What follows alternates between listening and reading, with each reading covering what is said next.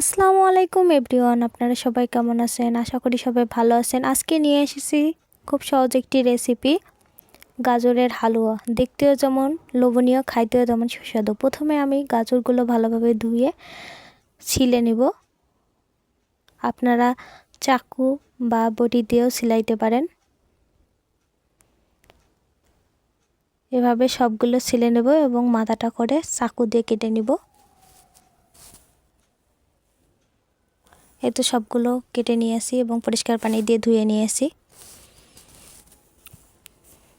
এরপর আমি এগুলো কুচি কুচি করে কেটে নেব। আপনারা বটি বা চাকু দিয়ে কেটে নিতে পারেন, তবে খুব পাতলা পাতলা করে চিকন করে কাটতে হবে।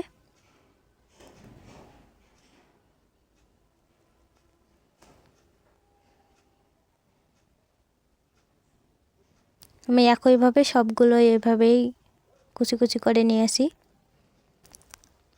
এই তো আমি সবগুলো কুচি কুচি করে নিয়ে আসি।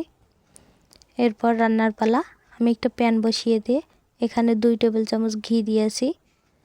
আপনারা চাইলে এখানে তেলও ব্যবহার করতে পারেন। এরপর দিয়েছি 3টা দারুচিনি, 2টা সাদা এলাচ, কয়েকটা কাজু বাদাম ফেটে দিয়েছি। এগুলো ভেজে নিয়ে এরপর দিয়ে দেব গাজরের কুচিগুলো। ভালোভাবে ভেজে নেব, গাজরটা ভালোভাবে ভেজে নিতে হবে। এরপর এখানে দিয়ে দেব লিকুইড দুধ। আপনারা পাউডার দুধ গুলিয়ে দিতে পারেন। আমি এখানে 1/2 লিটার নিয়ে আসি, 1/2 লিটারকে 1 পয়ে পরিণত করেছি। এরপর দিয়ে দেবো স্বাদমতো লবণ এবং গুঁড়া দুধ। চিনিটি আপনারা স্বাদ মতো দেবেন, যেরকম মিষ্টি পছন্দ করেন সেরকম দিয়ে দেবেন। এরপর ঢাকনা দিয়ে ঢেকে দিয়ে 3 থেকে 4 মিনিট সিদ্ধ করে নেব। এরপর দিয়ে দেব বাদামগুলো আমি কুচি করে দিয়েছি এবং কিশমিশ কয়েকটা দিয়ে দেব। এরপর একটু নেড়ে চেড়ে দেব, দিয়ে আবার ঢাকনা দিয়ে ঢেকে দেব। 3 থেকে 4 মিনিট পর আবার ঢাকনা খুলে একটু নেড়ে দেব। এটা চুলার তাপ লো আঁচে রাখতে হবে, নয়তো পুড়ে যাবে। ধীরে ধীরে সিদ্ধ করে নিতে হবে।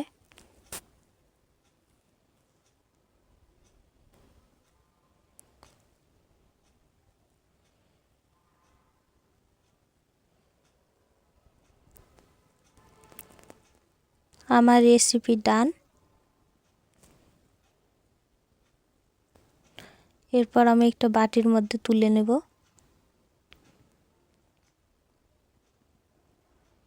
সাফ করে দেব। এই তো আমার ফাইনাল রেসিপি। দেখতে যেমন লোভনীয়, খাইতে তেমন সুস্বাদু। আপনারা অবশ্যই বাসায় ট্রাই করবেন এবং ভিডিওটি ভালো লাগলে লাইক কমেন্ট শেয়ার করে দেবেন।